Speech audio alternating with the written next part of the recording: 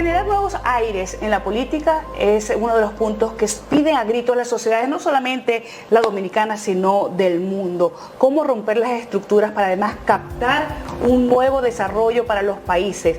Es por eso que la sangre nueva se vuelve indispensable y hoy tenemos un programa especial con un joven que a muy temprana edad ya comenzó a escalar y a vérsele ese aire de la política y cómo no hacerlo. Sí, pues viene de trayectoria, viene de familia. Con nosotros Orlando Jorge Villegas. Orlandito, bienvenido a Conectados. Gracias, Elianta, de verdad que un honor poder compartir contigo en tu espacio, que le he dado seguimiento. Han estado presentes otros familiares míos también. Es así. Felicitar también tu labor periodística, tanto aquí en la República Dominicana como en tu país natal, donde iniciaste. Y nosotros los dominicanos estamos muy contentos de tener una periodista de tu nivel, tu capacidad en nuestro país. Gracias, Orlandito, gracias por tus palabras. Te lo decías fuera de cámara, para nosotros es importantísimo. Es un trabajo que hacemos con mucho cariño y con mucha responsabilidad. Y quise, y lo sabes, traerte en este espacio, en esta fecha que es una fecha importante. Hace poco, el pasado 6, cumplió tu papá un año de haber partido. Y quiero comenzar por allí, quiero comenzar preguntándote cómo ha sido este año. Mira, ha sido un año difícil porque primero hemos tenido que aprender a vivir el duelo. Es un proceso que a uno al inicio, cuando un ser humano se te va, y este fue obviamente en medio de una tragedia, que nadie se prepara para una tragedia. Pero independientemente de eso, cuando un ser humano fallece, en la forma que sea, las etapas del duelo son diferentes. Y al inicio, es increíble cómo yo recuerdo yendo a mi casa familiar, obviamente a estar con mi madre, mi hermana vino, mi esposa también estaba con nosotros muy presente en ese momento. Y como que uno sentía que él estaba en la casa. O sea, yo recuerdo esos primeros días, era como que tú sentías, yo no sé cómo explicártelo, pero era como que tú sentías que él estaba ahí. Bueno, yo no estaba aquí en la oficina, recibí una llamada de Estados Unidos y yo no estoy en la oficina. Cuando llegué aquí encuentro un caos. Pero la información que nos dieron era que lo estaban atendiendo y eso como que me daba paz. Pero recibía llamadas de afuera diciéndome otras cosas. Yo no. Lo están atendiendo. En el momento fue muy difícil, de verdad. Aquí vivimos un momento muy difícil y ha sido un año muy duro. Ya obviamente con el tiempo, pues uno va sintiendo esa soledad de ese ser humano que no está presente. Y claro que en esos días iniciales tú lo sientes presente porque estaba contigo hace apenas 1, 2, 3 días, hasta una semana, todavía tú sientes que ese ser querido estaba contigo en menos de un mes, digamos así.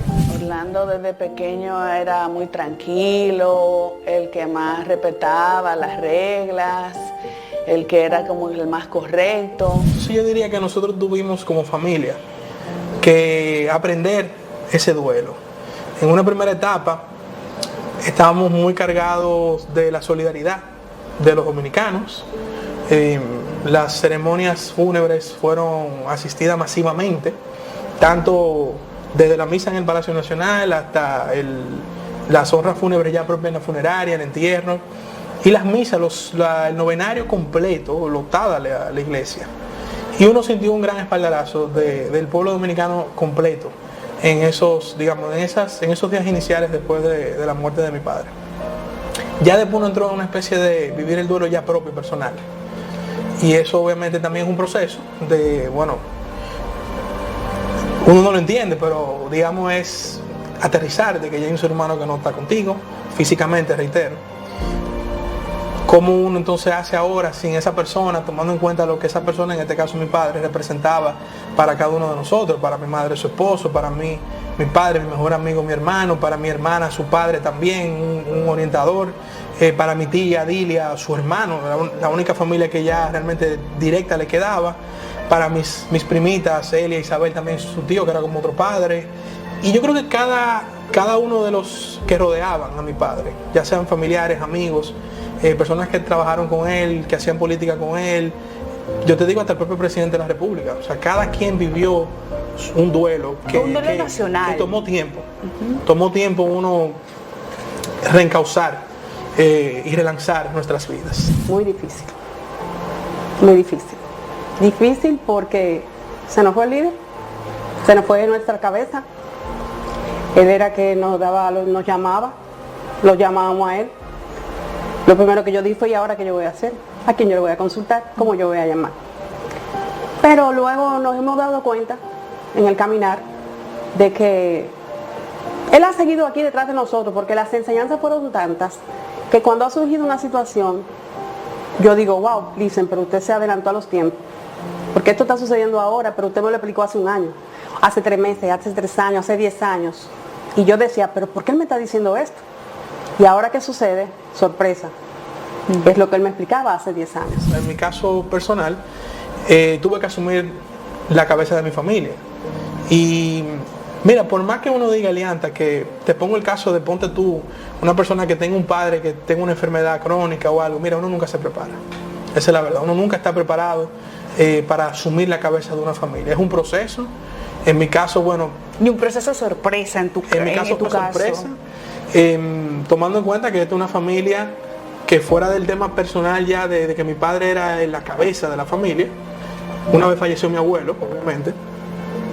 Tenemos una oficina de abogados, tenemos responsabilidades públicas, tenemos otros emprendimientos que él también encabezaba cuando antes de ser funcionario público, había un programa de televisión.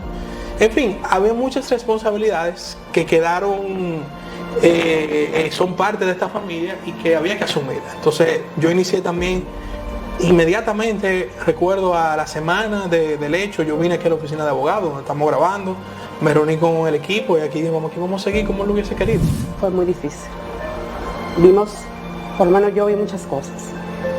Vi gente que nos dio la espalda, clientes que quizás que nos dieron el espaldarazo y que le agradezco mucho, pero mucha gente que nos dio la espalda. Fueron días muy difíciles las primeras 2 semanas, pero como nosotros hemos sido siempre personas de mucho trabajo y leales, pero trabajadores, o sea, somos un equipo de trabajo de tantos años en el que él confiaba y que no podíamos defraudarlo a él, ni a doña Patricia tampoco. Entonces eso hizo que nosotros continuáramos en la lucha con todos los trabajos que teníamos aquí en la oficina, trabajos de derecho, todos los trabajos de nuestros clientes. Ahora, Orlandito, ¿en algún momento dudaste cuando te viste todo eso al frente?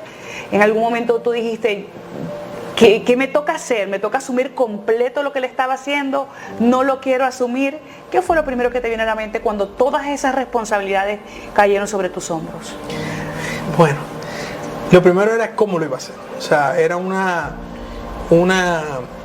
no era inseguridad, porque no me caracterizo por eso. Era más bien cómo yo logro organizar tantas cosas en un tiempo prudente y, digamos, tomando en cuenta que hay personas que están viviendo un duelo. O sea, hay que entender esa parte. Había gente que no podía ni venir a trabajar y eso se entendía. O sea, pero uno no podía tampoco. Y yo pensaba mucho en mi papá en ese momento, porque mi papá era una persona que lo vi en muchos retos en su vida, en momentos difíciles, y cómo él trataba en la situación difícil sin dejar de lado lo que es su día a día. Nunca dejó de hacerlo. Nunca dejó de hacerlo.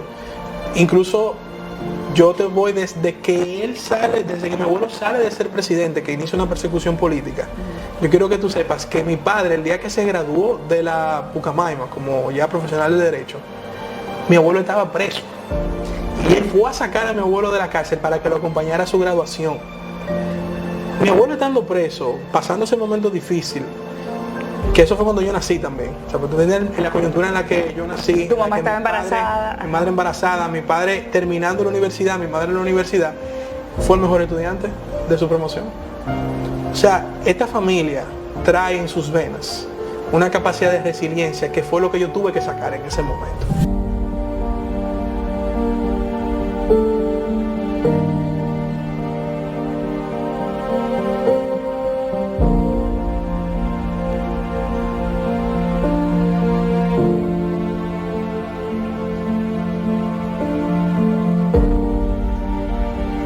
Y espiritualmente, que siento una gran conexión, obviamente le pedí ayuda y las cosas fueron fluyendo. ¿Sentiste que Sí. te respondió, Orlando? Fueron fluyendo.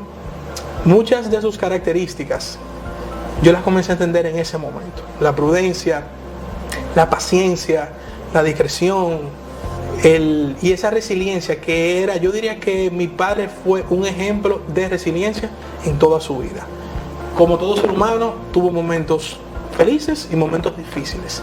Pero en los momentos, porque en los momentos felices todo el mundo está feliz y todo el mundo está feliz, pero en los momentos difíciles yo aún joven llegué a verlo a él en momentos difíciles, sobre todo en la vida política, como él salía adelante, salía, como decimos coloquialmente, de abajo de la patana y ponía por encima de esas dificultades las cosas positivas, y esa actitud de resiliencia, de resistencia, de enfoque.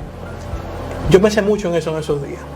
Y aquí en esta oficina, yo me metí en su despacho, que tiene muchas fotografías de cuando me volvió a presidente. Él era muy joven. Y yo parte del duelo, digamos, yo lo manejaba entrando en esos momentos de su vida, que aquí hay todo un recuento fotográfico de toda esa época. Que ya lo vamos a ver más adelante. Y eso me fortalecía en tomar decisiones, y en todas esas situaciones que uno vivía, y sobre todo me inspiraba ese ejemplo de él, de en los momentos difíciles salir hacia adelante. Cuando Orlando entra aquí, entonces él es que nos da ánimo a nosotras. Nosotras, imagínense, yo conozco a Orlando desde que tenía 2 o 3 años. Y entender para mí que ese niño ya era un hombre y que estaba asumiendo esta responsabilidad,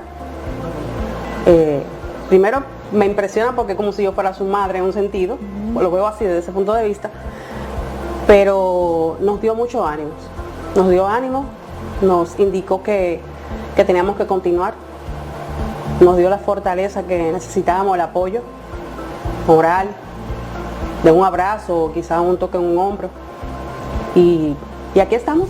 Ahora, Orlandito, aunque obviamente la situación, la coyuntura de la muerte de tu papá no era algo que nos esperábamos, la vida que te tocó asumir, independientemente de la partida de tu papá, ¿se parece en los objetivos a la vida que tú tenías planificada?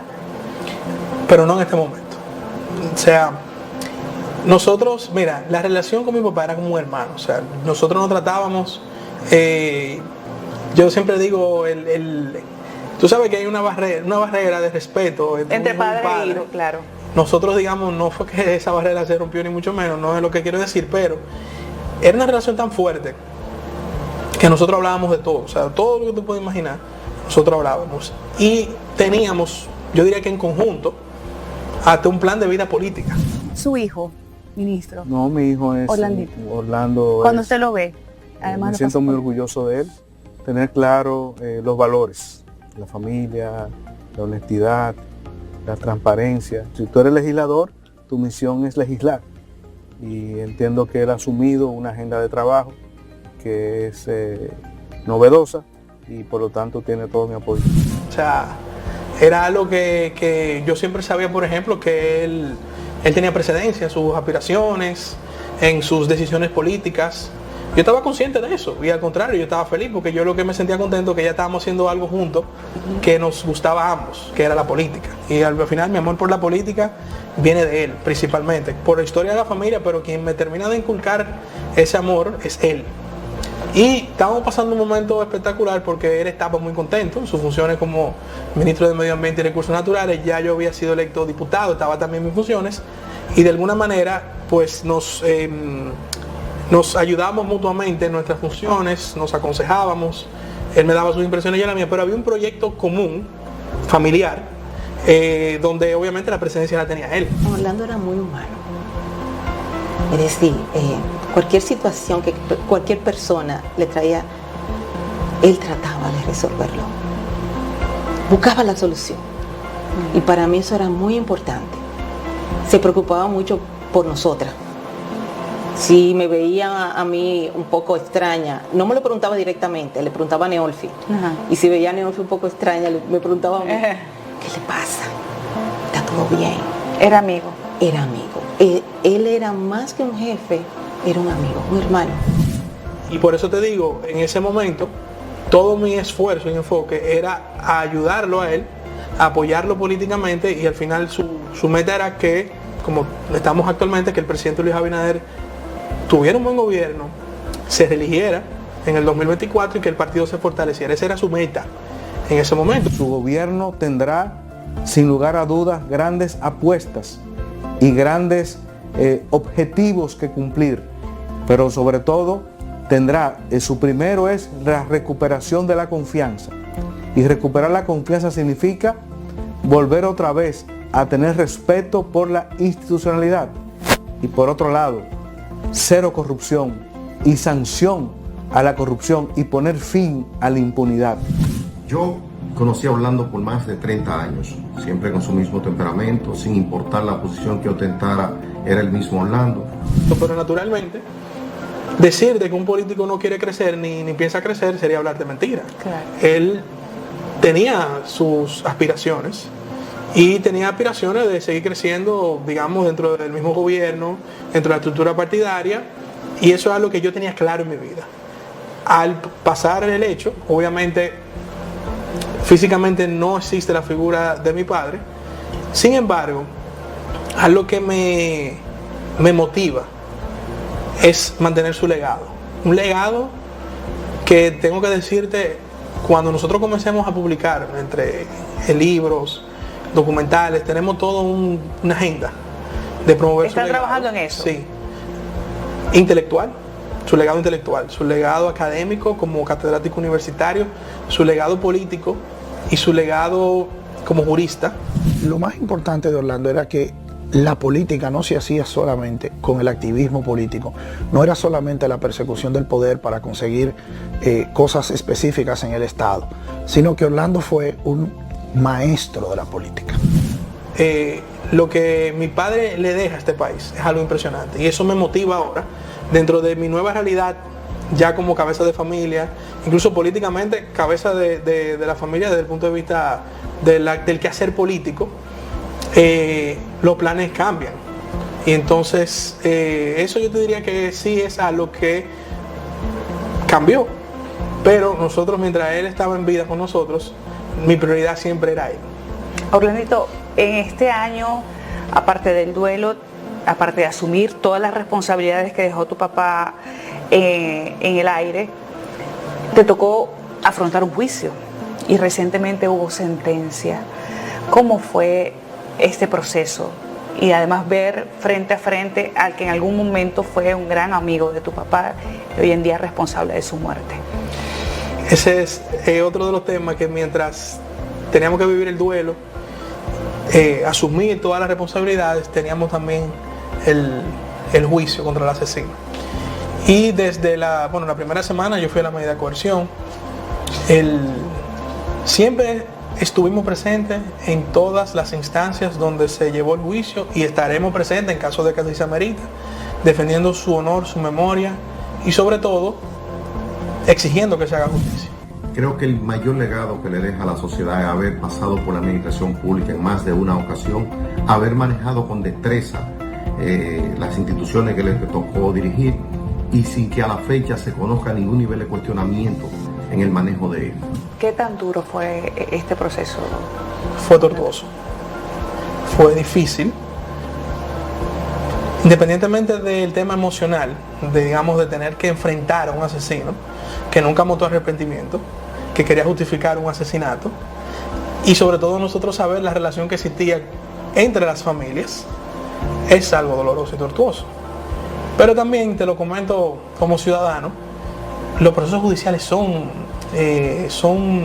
pesados, y entonces no era fácil tener que ir a una audiencia. Un día se reenviaba, otro día se incidentaba, pero gracias a Dios, nosotros, tú sabes que somos una familia de mucha fe, pusimos en manos de Dios, y el resultado fue más rápido de lo que uno esperaba. Yo pienso que jurídicamente era un caso demasiado sencillo desde el punto de vista jurídico. Hubo un asesinato, estaban todos los elementos de prueba. En un tribunal no importa lo que tú hables o digas, si no hay pruebas, nadie sale, con una garantía de justicia. En este caso, estaban todas las pruebas del lugar, que se demostró que fue un asesinato frío y calculado. Y tengo que reconocer, Elianta, aquí en tu espacio, el trabajo que hizo el Ministerio Público, trabajo de investigación impecable. las magistradas que participaron en el juicio de fondo hicieron una presentación técnica de las pruebas, que bueno, esta era mi primera experiencia en un tribunal como actor, en este caso como actor civil, pero fue una exposición magistral que las magistradas hicieron de cada una de las pruebas que se depositaron. El sistema de justicia actuó tal cual nosotros exigimos que se hiciera justicia, se dio la pena máxima, que eso no trae a mi padre de vuelta, pero al ser un caso tan sonoro, por la persona que era, no solamente porque era funcionario, sino por ser quien él era, que todo el mundo reconoce como era mi padre en vida, yo creo que le da una esperanza a la sociedad de que en otros casos, en otras situaciones, sí se puede hacer justicia en la República Dominicana. Bueno, el licenciado Orlando era una persona muy cálida, muy respetuosa, nunca tuvo un mal tono conmigo, no decía malas palabras, siempre fue muy, para mí, en mi caso, me educó, me enseñó a cómo trabajar las cosas como a él le gustaban, y a la vez, al aprender eso, aprendí cómo debían de ser las cosas, de manera formal. ¿Tú llegaste a conversar en algún momento con el homicida, Orlandito? No. Nunca, porque él no quiso, porque tú no quisiste, o no se dio las circunstancias. No, simplemente no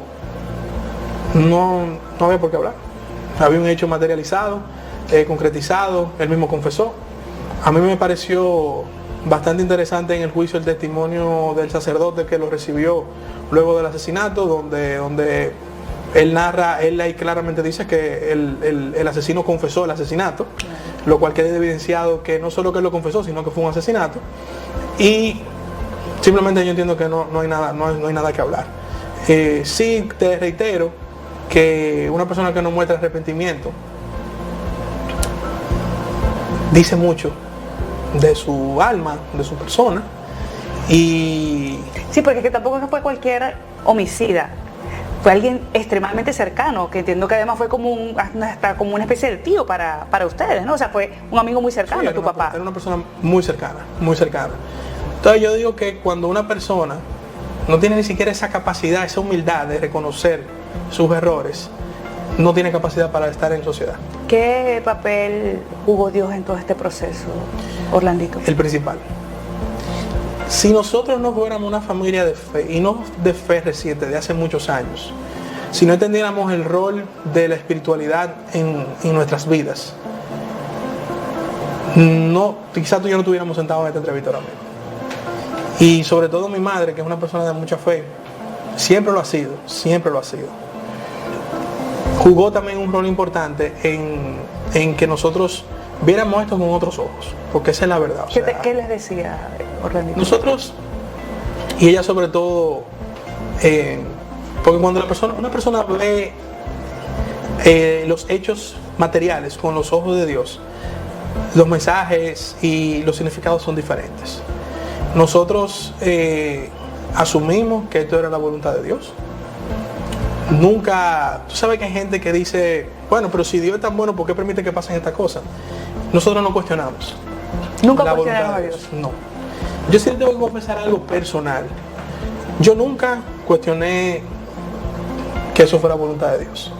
Sí, el momento más duro de mi duelo venía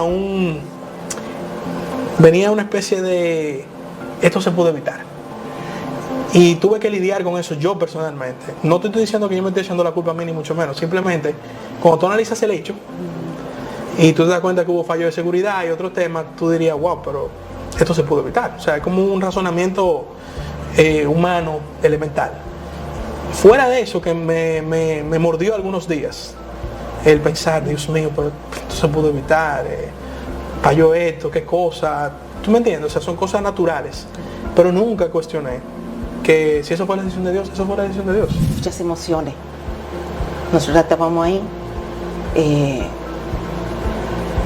lloramos, porque se hizo justicia terrenal, pero eso no nos lo va a devolver. Pero en ese momento sentíamos como un alivio, aunque el dolor no pase, pero hay un alivio. Su hijo, le reconozco la gran el gran temple que ha tenido para manejar una situación tan difícil, una tragedia como la de perder su padre, y ha mantenido la ecuanimidad. El mayor ejemplo de eso es la mayor herencia que pudo recibir de su padre es su temperamento, su dote de conciliador, su manejo ante los demás. Un muchacho excelente, un tipo con una educación firme y sobre todo ese ánimo de estar siempre al servicio de los demás. Un amigo mío, un hermano mío que me ha regalado la vida, me dijo, en medio de esa efervescencia y esa adrenalina, cuando me dio el pésame, me dijo algo al oído que hasta el día de hoy, todos los días yo lo pienso. Me dice, yo quisiera que a mi papá lo recuerden como están recordando al tuyo. Y a eso fue como una pausa en ese momento. Yo me acuerdo que yo lo vi. Yo no le dije ni gracias ni nada. O sea, yo me quedé viéndolo. Y esa frase se me entró adentro. Yo no le dije nada, de verdad. Mi reacción fue nula. O sea, como que... Y pasó otra gente y yo me quedé como con la frase. Y en un momento me recuerdo que le dije a mi madre, vengo ahora, déjame ir a un área que había para uno, en fin, merendar algo, sentarse un rato. Y yo duré como media hora pensando en eso. ¿Por qué? Porque nosotros, y más los políticos, pensamos mucho en el que dicen del momento, pero nadie está pensando en el que dicen cuando uno no está en vida. Por donde quiera que Orlando pasó, dejó una marca de trabajo político con decencia, con integridad, con don de gente. Yo nunca oí a Orlando insultar, nunca lo oí insultar, nunca lo oí agraviar, nunca lo oí hablando mal de otro, nunca lo oí. Lo más que Orlando hacía era que hacían unos silencios, que hablaban más que otra cosa, que hacía expresiones en la cara, pero nunca lo vi. Y esa era porque él era una persona consagrada a la actividad política. Y eso me marcó tanto que yo sé que mi padre, y vamos a decir, en medio de todas estas situaciones que yo te he contado, algo que nos dio mucha calma, mucha tranquilidad y hasta un cierto nivel de alegría, era como la gente lo estaba recordando. Porque yo sé que mi padre, que tuvo que vivir con una persecución política de su padre, que tuvo un momento que escuchar cosas feas de su padre, y nadie quiere escuchar cosas feas de nadie, pero de su padre, y tuvo que salir a defender el honor de su padre. Incluso mi padre, graduado de Derecho, tuvo que ponerse una toga y un birrete e ir al tribunal a defender a su papá. Vivir esa experiencia y tú dedicarle toda tu vida, como lo hizo él, a que tu nombre no sea manchado ni por los asesinos morales. Cuando este amigo mío me dice eso, yo me puedo analizar cómo su memoria fue visibilizada en los medios de comunicación, en artículos de prensa, entre sus compañeros de partido, de oposición, políticos de oposición. Yo creo que el apoyo fue absoluto. El sector empresarial, los ambientalistas y todo. Yo dije, increíble, pero el fin de su vida era este. Él lo que buscaba era dejar un legado, pero que fuera reconocido por la sociedad. Entonces, muchas veces nosotros no pensamos en eso. ¿Qué van a decir de nosotros cuando no estemos? ¿Cómo si tenemos un legado se va a promover? ¿Quién lo va a promover? Y yo pienso que esa es una gran lección de este caso. Y se lo digo a la clase política específicamente, que nosotros somos muy del inmediatismo. El inmediatismo dura una hora, te dura. Pero, ¿y cuando no estemos? ¿Qué van a decir de nosotros? Y yo creo que es una gran reflexión en este año que se cumple del primer aniversario de su fallecimiento, que yo hago a todo el mundo, pero específicamente a la clase política. El poder es como la sombra que pasa.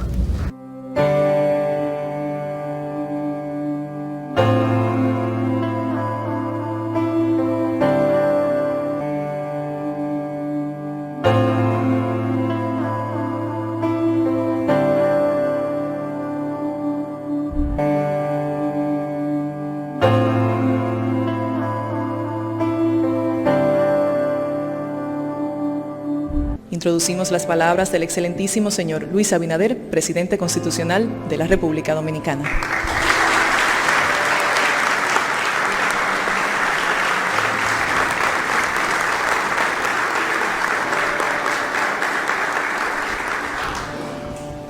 Hoy es día de recordar a Orlando. a Orlando, su vida, sus acciones. Y les voy a mencionar una de las muchas anécdotas que puedo tener con él.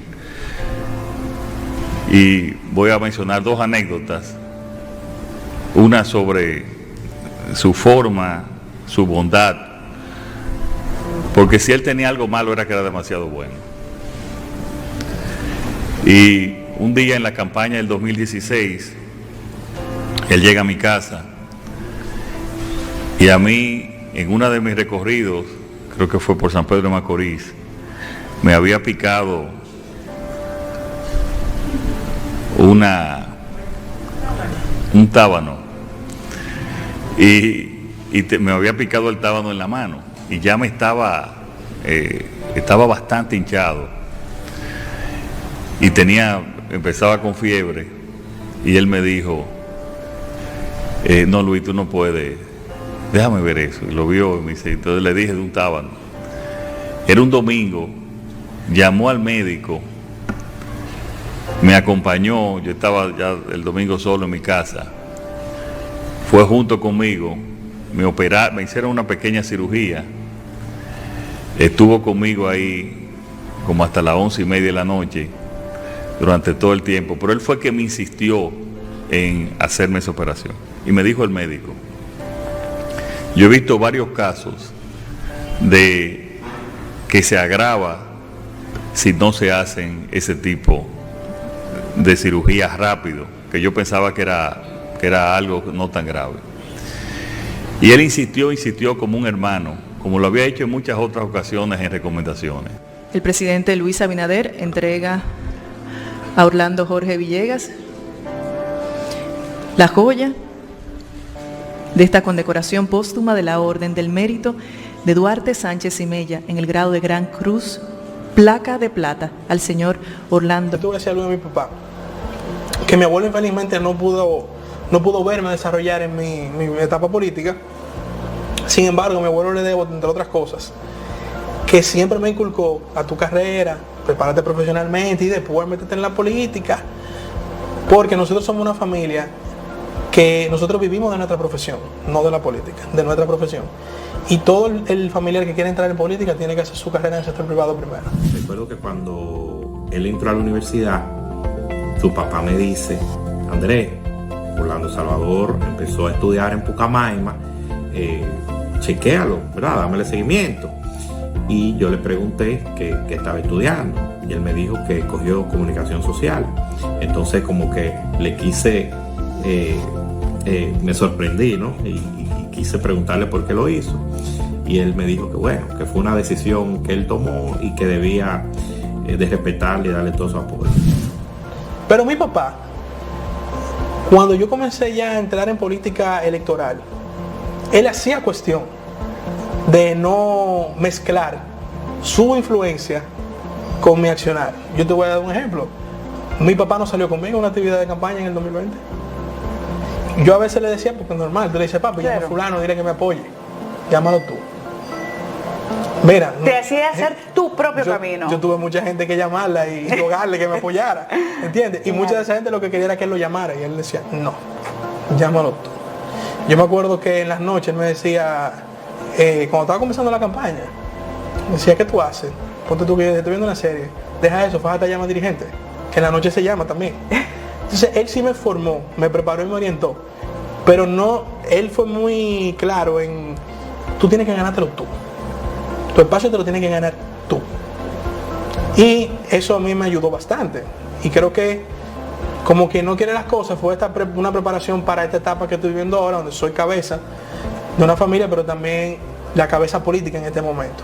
Entonces yo creo que yo estoy orgulloso del peso histórico que lleva esta familia, de un expresidente, de un hombre que fue un militante de su partido a tiempo completo, presidente de Indotel 4 años, salió transparentemente sin ninguna mancha y ministro de Medio Ambiente en 1 año y 10 meses, que en ese tan poco tiempo, y tú eres testigo de eso, hizo más que si tuviese 4 años. Yo lo veía explotado con ojeras y digo yo, tú estás cansado, pero tú estás feliz. ¿Tú crees? Yo sí. Como creo en la historia, me encanta mi historia familiar, creo en ella, voy a exponerla a una generación que quizás no la conoce y que creo que debe de conocerla, y yo voy a seguir en la política hasta que cumpla, digamos, ¿verdad? El ciclo de aspiraciones que uno lleva. Y el ciclo de aspiraciones llega inclusive a la presidencia, Orlandito. Mira, hay que ser sincero, a mí no me gusta hablar mentiras ni dar rodeo. El político que te diga a ti que no aspira a presidente te está hablando mentira. Esa es la verdad. Esa es la verdad. Te está hablando mentira. Hay gente lleva en los medios que se maneja, ¿no? Yo no estoy en esto, estoy en lo otro. Mira, todo el que está en política busca crecer. Ya sea el que le gusta la política electoral, como es mi caso, eventualmente buscará lo más grande. Hay personas que les gusta la política desde el punto de vista técnico, comenzó como un director y quiere ser mañana ministro de la presidencia. Y eso está bien, eso es válido. Y en nuestro caso, sí, yo tengo un ciclo de aspiraciones y eventualmente, claro, yo sí te digo la verdad, o sea, tú no, Orlando Jorge Villegas, tú no lo vas a ver después de cierto tiempo dando vuelta en política. Yo sí sé cumplir los ciclos. Cuando tu ciclo se acaba, tiene que recogerse del medio. Yo creo en el relevo, creo en darle oportunidad a otros. Yo soy fruto de un relevo en mi partido y el PRM en eso ha sido consecuente y coherente. Y soy fruto de un relevo familiar también, porque en un momento mi papá, el espacio que yo ocupo ya no era de él, ni él tampoco lo andaba buscando. Entonces, yo creo en el relevo y te lo digo de verdad, Elianta, tú no me vas a ver a mí después de cierto momento de que dando brinco y dando vueltas. No, cuando se acabó mi tiempo, se acabó mi tiempo.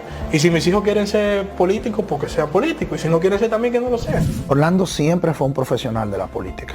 Una persona que estudió los movimientos sociales y los movimientos políticos, los escribió, los explicó, convocó a su alrededor un liderazgo profesional, un liderazgo intelectual, que hoy en muchísimas instituciones, tanto públicas como privadas, estamos gente que nos encontramos y a veces el punto en común es que hicimos causa común con Orlando cuando él comenzó sus aspiraciones a presidir lo que era en ese entonces la Juventud Revolucionaria Dominicana, que era el organismo juvenil de lo que era el PRD. Ahora, Orlandito, ¿es fácil entrar en la pelea política en la República Dominicana cuando se es tan joven? No, al revés. Y lo más difícil es de la organización política de uno. Pues dice la Biblia que nadie profeta en su tierra, ¿verdad? Entonces, en ese sentido, mira, hacer política en República Dominicana es un deporte extremo. Porque es normal que, por ejemplo, quien tiene una posición no quiere que tú se la quites, pues eso es normal, es un tema de vida también. Entonces el esfuerzo que conlleva tú ganarte una posición, ganarte respeto, ganar el respaldo de la militancia y la dirigencia, es un trabajo continuo, 24/7, de mucha perseverancia, de mucha disciplina, y vuelvo al tema inicial, de mucha resiliencia, porque no siempre te salen las cosas como tú quieres. ¿Te han metido la pierna para que te caigas? Muchísimas veces. En mi primera y única aspiración, que fue ahora como diputado, mira, si no fuera por mi papá, yo creo que yo no hubiera aguantado la gente buscando que tú metas la pata, o más que meter la pata es cerrarte el camino.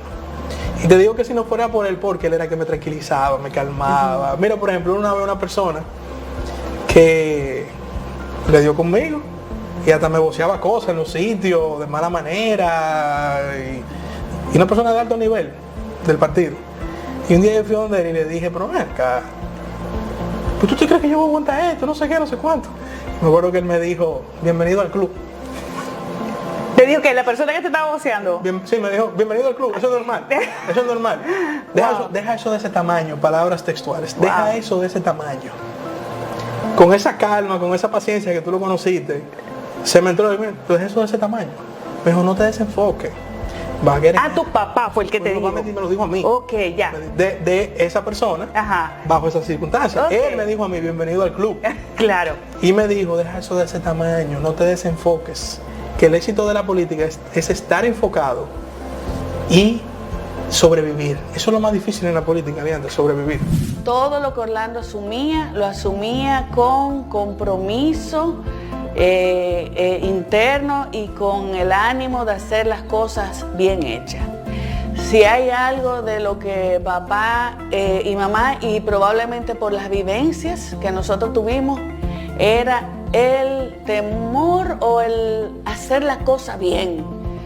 que no nos señalaran a ninguno de los dos en la calle, como papá nos dijo una vez, no quiero que ustedes lo estén señalando en la calle. Y eso como que a mí se me quedó en la cabeza y a Orlando también, y teníamos que andar era por la línea, porque sufrimos demasiado cuando papá fue acusado de corrupción, de que nos estuvieran diciendo que éramos unos ladrones, no que sé yo qué. Y papá siempre decía, el tiempo es nuestro mejor aliado. Permíteme presentarte, es nuestra oficina de abogados y es la oficina donde obviamente mi padre, yo diría que hacía más vida que hasta en su propia casa, hasta que estuvo obviamente designado como ministro de Medio Ambiente, y me gustaría enseñarte. A ver, vamos. Su espacio de trabajo, que como te digo, pasaba más tiempo aquí que está en la propia casa. Así es. Este era su despacho personal, su oficina. Está tal cual él estuvo mientras él estaba en vida.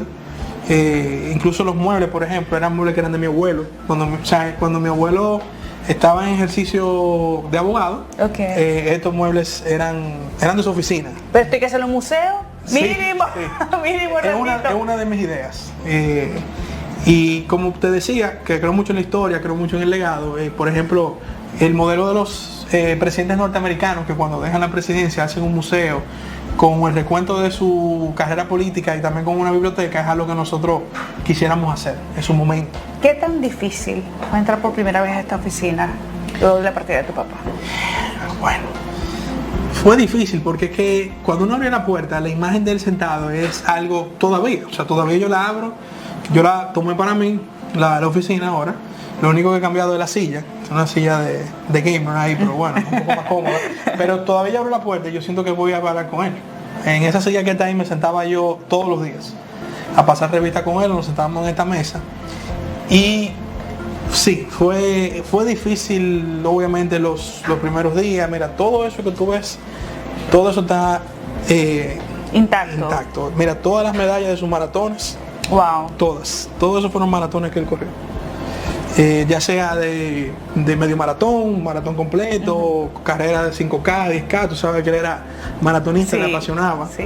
Y creo que incluso él lo hacía con un sentido espiritual de resistencia. Es una persona con capacidad de resistencia. El cuadro de Duarte, la foto de mis abuelos con el Papa Juan Pablo II, una visita que hicieron siendo presidente, una foto de mi abuelo. Mira, está eso, que fue una condecoración que le hizo el código. O sea, está todo, yo he dejado todo igual. Porque también me siento como si estuviera aquí. A él le gustaba mucho la formalidad. En cualquier comunicado, en un sobre, cómo se dirigía uno hacia las personas, si era por su título o por su nombre, siempre con respeto, siempre muy respetuoso. Tras una información que dio el actual ministro de Medio Ambiente, y Pacheco salió, que hablaban de que habían unos cargos, personas que no estaban cobrando dentro de la nómina. Y me recuerdo lo que dijiste en el segmento anterior, el temor al linchamiento moral de tu papá. Tú sabes que desde cuando yo iba a los juicios, siempre decía, no me va a permitir que mi papá lo asesinen 2 veces. Y otro posible asesinato es el asesinato moral. Y lamentablemente, nuestras sociedades están diseñadas para que las redes, etcétera, se inventen cosas. Tengo que reconocerte que la prensa, tengo que destacarlo, los periodistas, los hacedores de opiniones, se han comportado a la altura con la memoria de mi padre. Salvo 2 o 3 que tú sabes que son, verdad, no tengo ni que decirte. Pero eso no me sorprende. Ahora, Alfredo Pacheco, ahí demostró nuevamente quién era su hermano, que era Orlando. No solo eso, demostró que también es una persona que le duele su partido y le duele el gobierno, que es lo más importante. Y como yo dije, la memoria de él se defiende sola. Se defiende sola. Yo no creo en esa práctica política de un funcionario estar denunciando en los medios como si tuviéramos la oposición. Las cosas se hablan en las instituciones que se deben de hablar, si fuera el caso. Si fuera el caso. Y nosotros seguiremos defendiendo su memoria. Pero esa vena PRDista de querer atacar al propio gobierno siendo del gobierno.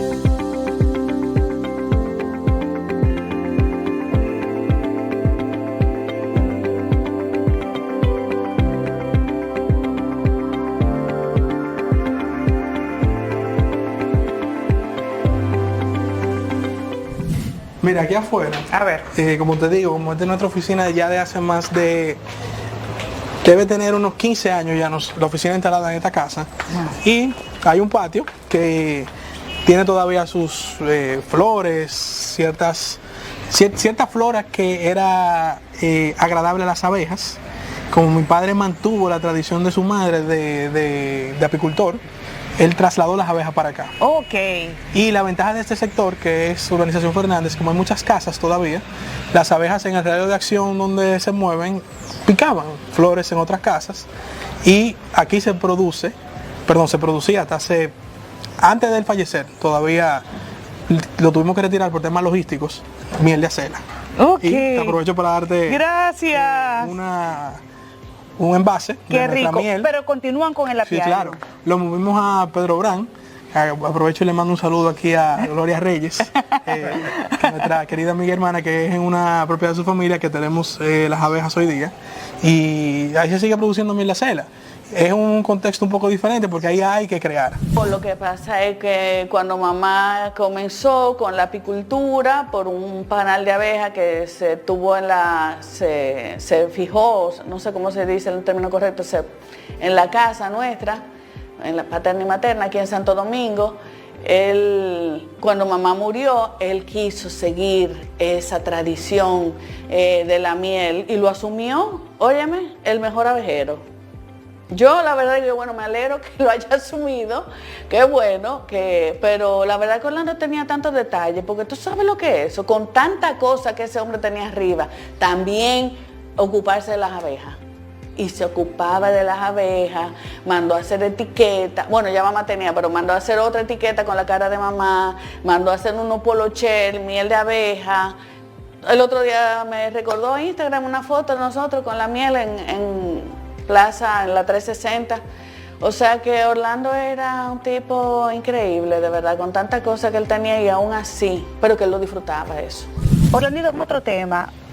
Tú junto a Omar Fernández sometieron ante el Congreso una ley para regular el cigarrillo electrónico. ¿Cómo fue acogida? Mira, nosotros sometimos el proyecto de ley tomando en cuenta dos realidades. El alto consumo que hay en menores de edad, de lo que popularmente se conoce como cigarrillo electrónico, y la necesidad de regular la comercialización de este producto en el mercado dominicano, para que no venga con sustancias prohibidas, para que no venga con sustancias que uno ni sabe qué es lo que tienen. Y es un producto que ha tenido su acogida en el mercado dominicano, nosotros conscientes de los riesgos de salud que implica, pero conscientes de que la libertad individual de cada quien decide si qué hace y qué no hace, siempre y cuando no viole la Constitución de la República. Hemos sometido este proyecto para regular su comercialización y sí, ahí sí, prohibir que se le venda a los menores de edad. O sea, la ley prohíbe que a un menor de edad se le venda un producto de cigarrillo electrónico o productos similares. Porque además hay denuncias de que inclusive dentro de los colegios se están consumiendo el cigarrillo electrónico. Sí, correcto. Entonces, ¿les han llegado estas denuncias? Sí, nos han llegado y se vende a lo loco sin ningún tipo de regularización, no saben lo que tienen adentro. Yo he conocido casos de jóvenes que se les ha explotado un pulmón por consumir algo que no tiene ningún tipo de regulación. Es un proyecto sencillo, ha tenido buena acogida porque muchos diputados son padres y viven esa realidad con sus hijos, pero además, Elianta, yo no creo en lo prohibido, salvo en ese caso de los menores de edad. Pero cuando tú prohíbes algo por completo, ahí viene el problema. Claro, porque está la tentación de la curiosidad mató al gato. Así mismo. Y esa tentación de lo prohibido es algo con el que el ser humano ha lidiado siempre y cuando se prohíbe algo. Si fueras presidente de la República hoy, ¿cuáles serían esas 3 primeras medidas que tú adoptarías, Orlandito? Bueno, primero, en materia de educación, implementar la educación STEM en la República Dominicana al 100%. Yo estoy consciente que nuestro modelo educativo debe seguir evolucionando, pero ese debe ser el modelo principal, la educación STEM. Este es un país que tiene las mismas carreras, las mismas profesiones, está saturado el mercado, tenemos que reorientar nuestra visión educativa y esa sería mi primera iniciativa. Una segunda iniciativa sería el tema seguridad. Tema seguridad, tú me preguntas si fuera presidente y yo estoy pensando con los problemas que tenemos hoy. Claro, por supuesto. El tema seguridad aquí tiene que ser focalizado. Nosotros tenemos una estrategia de seguridad enfocada en el nivel nacional sin identificar las problemáticas de las diferentes localidades. Hay un proyecto del gobierno.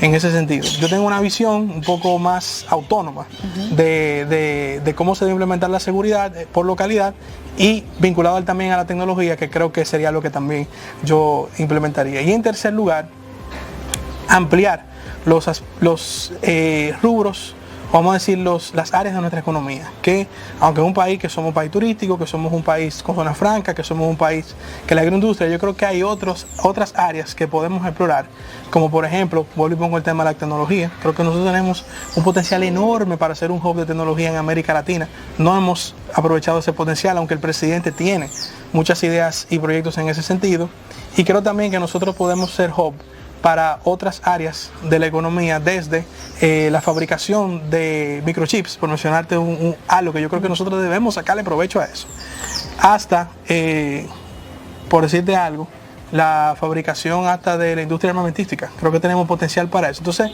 fue una pregunta un poco así, ¿verdad? Pero rápidamente, son 3 áreas en las cuales yo me enfocaría. Increíble. Orlando Salvador, wow, nos ha dado tanta fuerza. Como dijo Neolfi, nos ha dado, él es que nos sostiene. Cualquier cosa que yo le digo, él inmediatamente nos da una palabra. A veces comienzo a hablar con él y me dice, llama a Neolfi para conversar los 3 juntos. Orlando, de verdad, que yo le digo, no, y que yo no lo puedo entender, de verdad que no. Ya se nos acabó el tiempo. Orlandito, si tu papá estuviera vivo en este momento, ya estamos a de prácticamente un mes del Día de los Padres, ¿qué le dirías? Que quiero seguir siendo su mejor amigo, que continuemos fortaleciendo esa relación de hermandad que él y yo hicimos, que como te digo, superó la barrera simplemente de padre e hijo, y que lo que yo quisiera en esta vida es que cuando mañana me toque ser padre, ser como él ha sido conmigo. Y esa sería la mayor alegría de mi vida. ¿Quisiera ser padre? Sí, claro. Voy a ser padre eventualmente. Amén. ¿Te preocupa cómo va la sociedad actualmente? Sí, bastante. Y uno se pone a pensar cómo criar a sus hijos en un entorno complejo, porque la verdad es que el entorno está complejo. Bueno, esperemos que cuando eso ocurra volverte a traer el programa. Gracias. Ya con tu niño o tu niña en los brazos. Orlandito, agradecemos muchísimo el tiempo que nos has dado. Hermoso el homenaje que le hicieron a tu papá en Palacio. Gracias. Donde tuvimos la oportunidad de estar, y esperemos, y vamos a esperar ese museo, esos libros, y qué hay más en el tintero. Documentales, conferencias. Estamos preparando todo un itinerario para proyectar su memoria en la sociedad. Así es, Orlandito, muchísimas gracias. Gracias, Elianta, por estar con nosotros y por abrirnos la puerta de tu corazón. A ustedes por habernos acompañado. Nos vemos el próximo domingo, si Dios lo permite. Vamos para ver si probamos la miel. Vamos. Como hermanos, nadie lo rompe, eso está ahí todavía. Yo no quedé con deudas con Orlando. No quedé con deuda, y eso le agradezco mucho a la vida. Ni con mi papá, ni con mi mamá, ni con Orlando quedé con deuda. No me faltó ningún tema por hablar, no me faltó un dolorcito que yo tengo, que tú... No, nada, gracias a Dios. Estábamos en nuestra mejor época como hermanos. Me faltó tiempo,